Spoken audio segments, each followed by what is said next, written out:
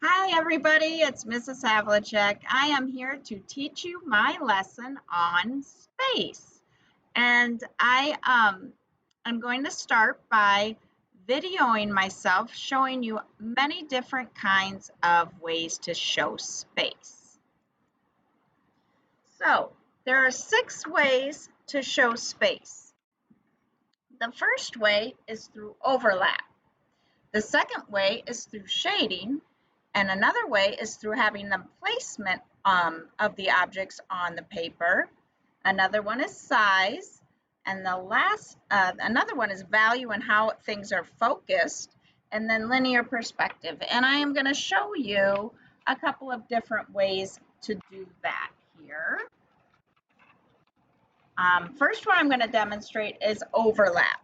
Now, when you overlap things, you want to have the object that is behind the front one not showing all the way. So I stop this line right here. And that appears to be behind the other now because I did not continue that shape through this other circle. So that is one way to show space, having that one object appear to be behind the other one. Another way to show space is through shading. And I'm just going to draw a circle here and create it into a sphere quickly. That light and the shadow, I'm going to have the light source right here.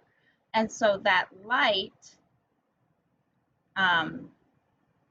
coming from this direction makes this appear to be shaded and have that illusion of space to be creating a form. Now, if I have a shadow here as well, that will make it look more three-dimensional. So you can do that to create a form of a sphere or any other cube or cylinder or three-dimensional shape. So you can get space through shading, making it look three-dimensional. Another way of showing space is having objects higher on the picture.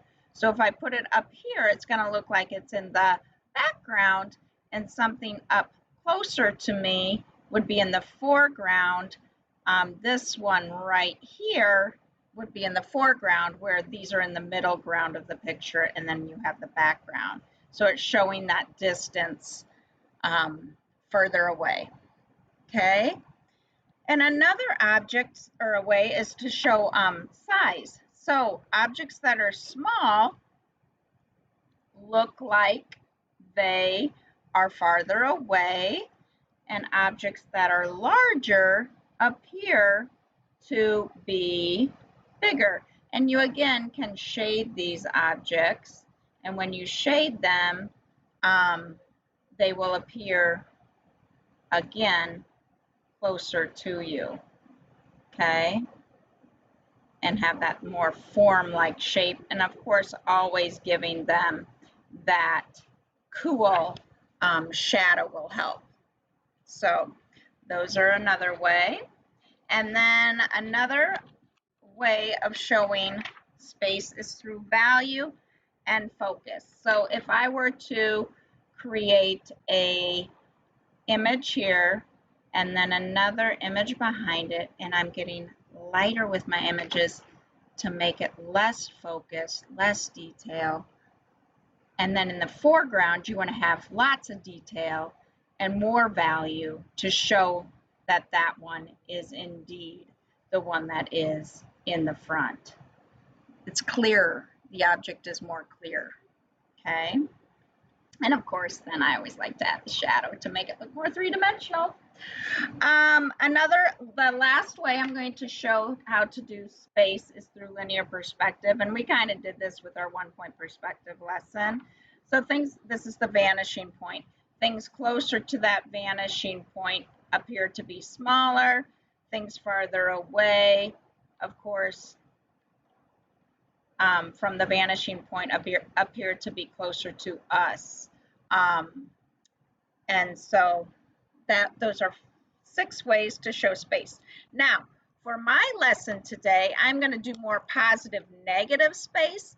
And with this, I am going to show you my next scene. But what we're going to be doing for this lesson is a no-tan project, which you're looking at the positive and the negative space being the behind the object is the darker object, and then the positive space being the white space.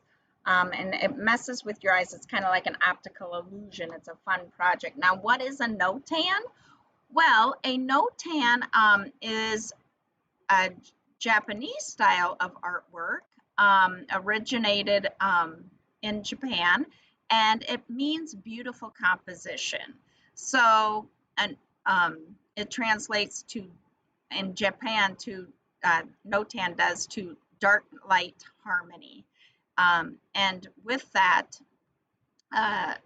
you can get a lot of different positive and negative spaces that come out depending on what you're looking. Sometimes you can see hidden images in the picture, so you might be able to see some like hidden faces. I always try to find faces in that mine. But the theory behind the no-tan is positive and negative spaces should complement each other, and they must exist without one kind of dominating the other. So when you make your cuts today, try to have the same amount of white space as you do black space, or if you're cutting out a colored paper, same amount of whatever colors that you're using of each color. No color should dominate the other. It's an exercise kind of designed to study the interaction between positive and negative spaces. If you can think of the yin-yang symbol, that it's kind of got the positive light and the darkness light, that also translates to the no-tan style of artwork. So here is how you create a no-tan. Have fun with this lesson. Okay, for this lesson today, you're going to need a small sheet of paper and a larger sheet of paper, about half the size of the big one. And I like to use two colors for sure because you're looking at positive and negative space. I'm just doing black and white paper. And what you're going to do is draw a shape coming out of one of the corners and into the corner next to it. Any shape you wish. Just don't go to the opposite corner. And then you're going to do the same thing on the other side. Another shape, any sort of shape that you wish coming out of the opposite corner. Once you get your shapes drawn, it is best to then cut each shape carefully.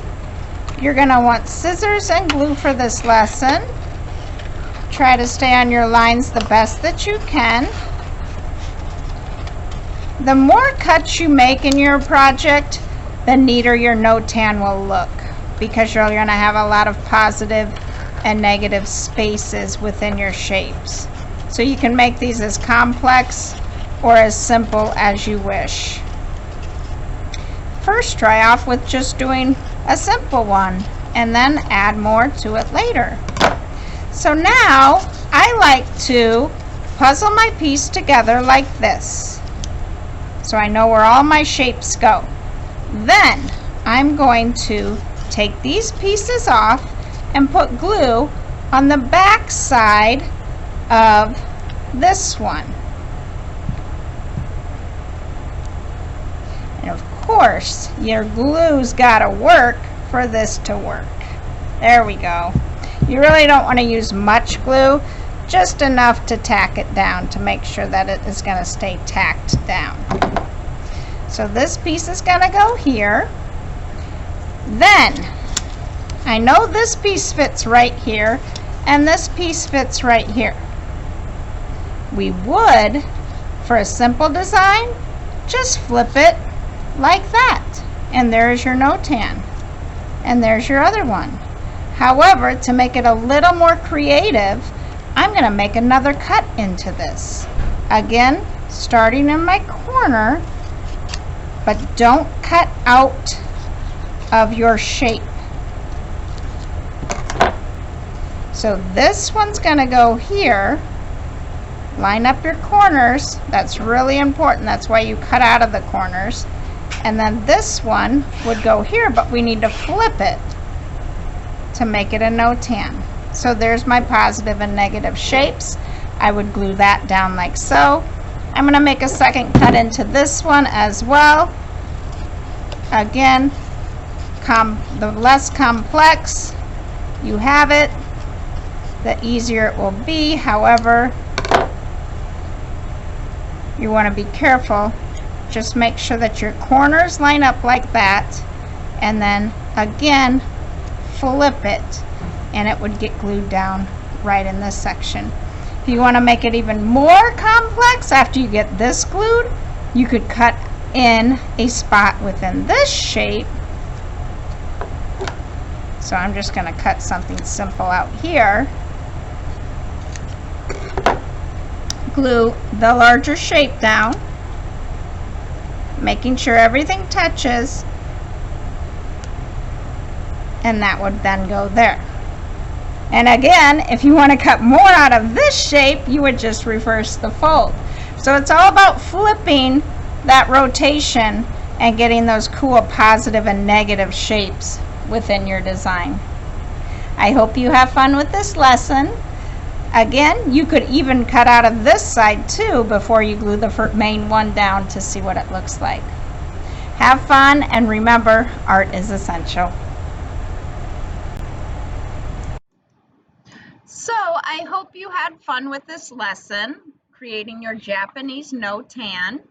I can't wait to see how it turns out. And again, really remember to close the shape when you're gluing.